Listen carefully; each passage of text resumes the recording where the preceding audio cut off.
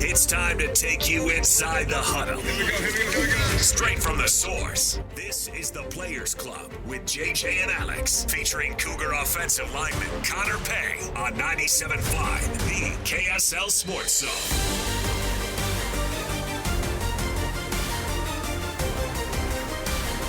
Yes, welcome on in. It's another edition of the Players Club. Happy 2024 of your football season, everybody. Alex Keary, Jeremiah Jensen, and as the voice said, Connor Pay, back in the studio here with us for another year. Connor, what's up, man? What's going on? Yeah, we're doing this again. You excited? I mean, my goodness, you today, or I guess earlier this week, you were given the mantle of being the captain of the team. How's that feel? Feels good, man. I mean, it's kind of a unique thing. Like there's in college football, like there's all these things you can be nominated for, awards, blah, blah, blah, preseason awards, postseason stuff. But like all of that is voted on by people who don't know you, and so, being voted a team captain is probably the thing that means the most to me out of all those things, because that's my peers. That's my brothers who I've been grinding with for the better part of 4 years now. When they got the chance to vote, they got the chance to see that, hey, and then they chose me to be one of the leaders, and to lead them through the season. Like that's a special thing. So it's so hard to play college football. And so for you to not only play college football, especially as a legacy kid, but to be able to reach this point where you're a captain, you're at BYU for a senior year, well, it's got to be a thrill for you. And you got to have a sense of accomplishment of being able to pull this off, because there's a lot of people out there that dream of being able to be in your shoes. Yeah, no, it is. I mean, sometimes I think about it where it's just like, man, like what are the odds, that all of this could have happened. And, I'm really fortunate, really lucky to have been born into the family that I was born into, and have had the opportunities that I've had all throughout my life, but, especially since playing at BYU and, having the unique opportunity to play early, and, because this will be my fourth season as a starter. Wow. And so it's a lot of games. It's a lot of games. And so, I'm very fortunate, and I'm grateful to God, and I'm grateful to my family for putting me in this situation to give me the opportunity to be successful. Would freshman Connor Pay have that type of perspective back in the day, or is it takes a little bit of time to learn all that, right? Yeah, I don't know if he would. I don't know. My freshman Connor was just kind of bright-eyed, kind of only freshman offensive lineman they brought in that season, so it was like I was the brunt of all the jokes and everything, and and a really experienced, really talented offensive line. And so it's kind of crazy. And then at the end of that season, getting the chance to play center in the Boca Raton Bowl, and I'm playing with Brady Christensen and Tristan Hodge and Chandon Herring, and it's like, geez, these guys are like 6 years older than me, but they're like, and they're still, to this day, I only played with them for one season, but, they're still, to this day, some of my closest friends. And, I don't think I understood, how impactful it is to be teammates with these guys, and especially at a place like BYU where it really kind of is a brotherhood forever. Well, last time we did this on the radio, we know that the season didn't end the way you wanted to last year, and I'm sure you went through a process through the offseason of looking back but looking ahead. What was that process like for you, and what did you learn during the offseason that I guess maybe carried you through that offseason and has prepared you for the opportunity now that you have to have a more successful season and be a leader? It was a little bit of a scathing process, to be honest with you. Because I mean, when you go back and look at it, the struggles that we had on offense as a team were in large part because of the struggles we had on offensive line. At the end of the day, it was our fault. Because you look at, and I know Keaton got released today, but, Keaton went and had a great preseason in the NFL, is going to probably be a pretty pretty hot commodity for someone to pick up on a peace squad somewhere. And so obviously, the talent was there with Keaton and, and Aiden. And it was, we were the ones that, were the issue for the entire offense. And so that's kind of a tough pill to swallow, is you kind of reflect on the season and rewatch the games and try to figure out how to improve moving forward. And obviously a coaching change was made too, which was a pretty major decision for me at least, and in my deciding to come back to BYU for my senior season. And ever since I met with Coach Woods the first time, and we may have talked about this before, I can't remember, but ever since I met with Coach Woods that first time while he was being interviewed, I was like, okay, this guy can help us and he can help me. And, have not regretted the decision to come back for a single day. I think it's going to be much better. And I think the guys in the room felt that way, as that sting, that embarrassment, and that understanding that we were the weak link last year is a pretty motivating thing all off season long. And this is a really humble room, in our offensive line room. There's no egos involved. All the extra work we did this off season, and I was probably pretty annoying, but just pushing the guys to do more, to learn the playbook better, do extra individual, and Coach Woods has that same fire. And so, there were no issues. Nobody complained about it. Everyone was all for it. They want to get better. They understand that in order for us to be successful, we had to get better. And so I think we carried that into spring ball, did it all summer, and now carried it through training camp. And, pretty excited to get a chance to go and put what we've worked on display on Saturday night. Connor, one of the things that,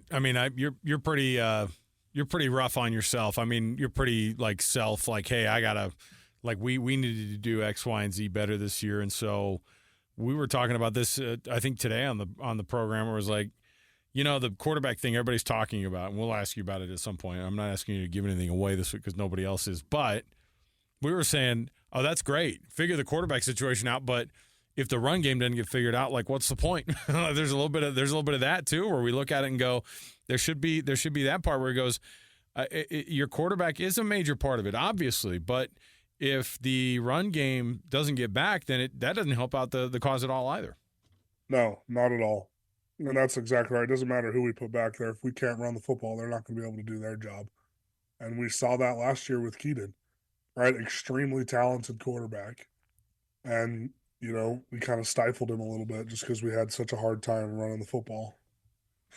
I can tell by your perspective that you've had to take a deep look. And I think the coaches, it feels to me like they've done the same thing. Like everybody in the program was unsatisfied, obviously, with what happened last year, but everybody is determined to be better and to do better.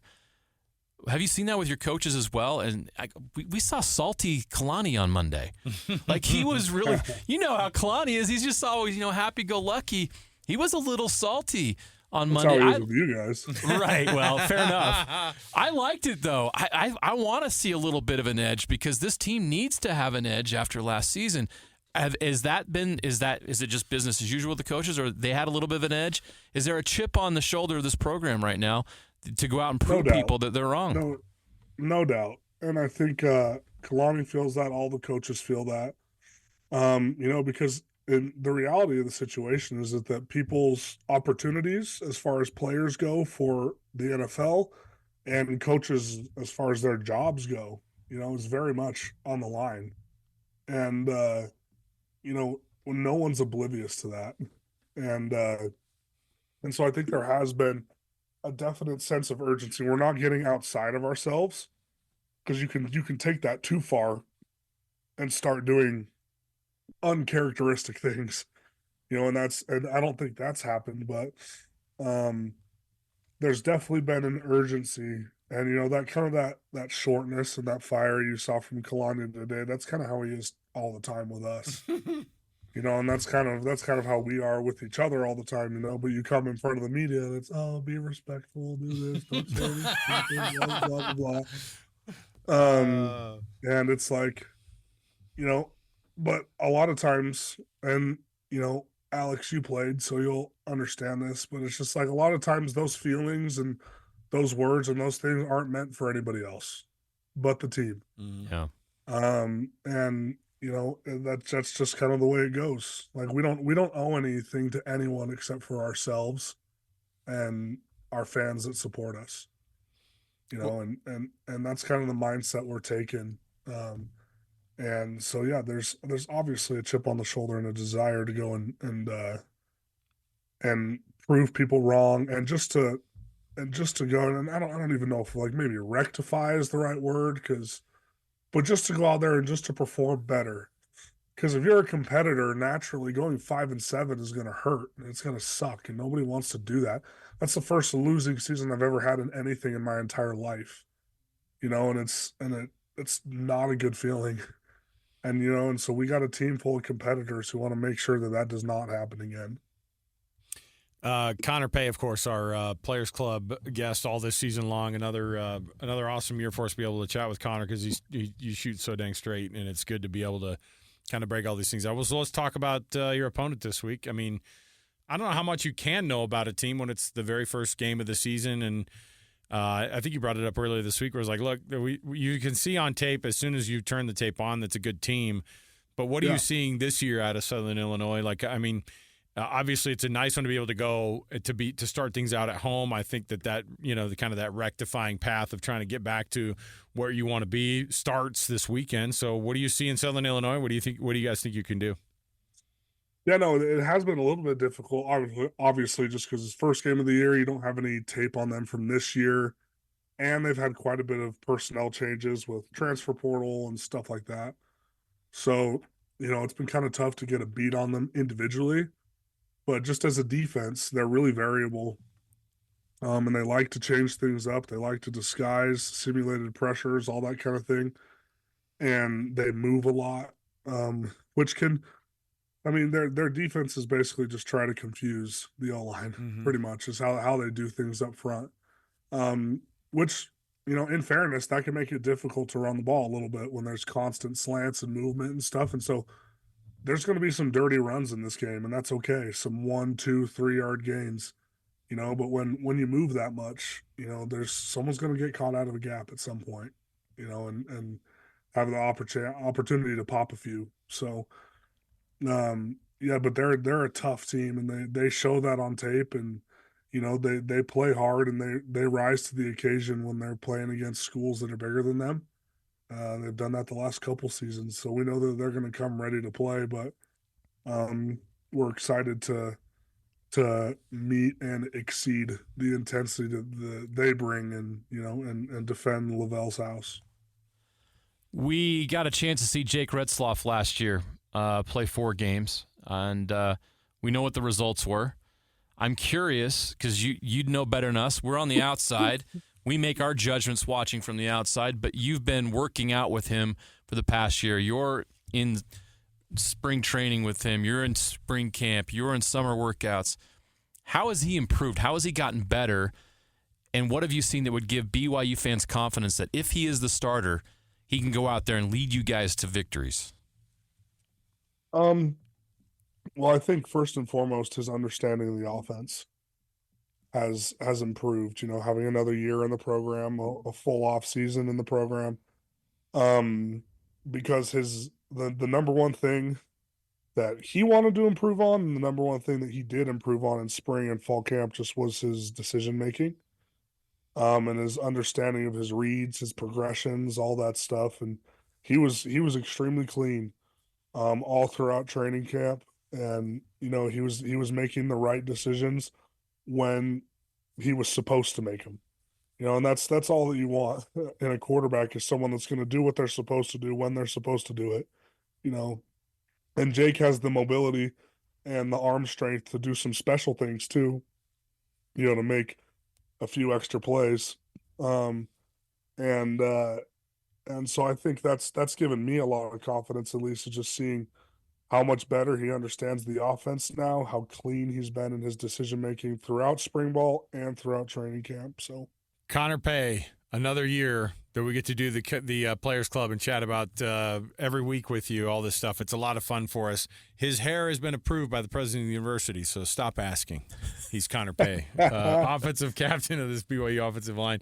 Thanks, man. Thanks for hanging out with us again this week. We'll chat with you again next week. No problem. Looking forward to another good season. All right, we'll take the break here. We'll come back. We got more to go around the corner. Stay here, 97.5 KSL Sports Zone.